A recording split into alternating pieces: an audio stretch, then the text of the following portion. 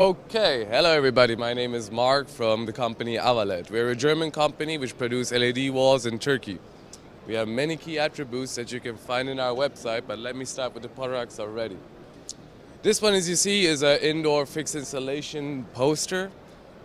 These are made for fixed installation cabinets, but these are rental posters at the moment. When you see at the back, the cabinets are made from fixed installation cabinets. These are default, but as a poster they come like this.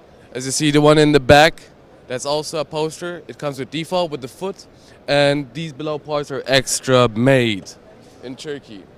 We have a P1.8 and a 2.5 here at the moment.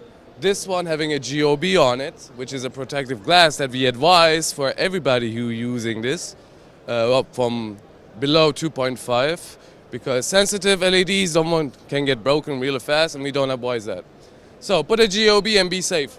And for the 2.5 is also one of the most demanded models for indoor posters. We use it usually in the shopping malls and different areas. But it's a product that is making customers satisfied, and we're happy about that.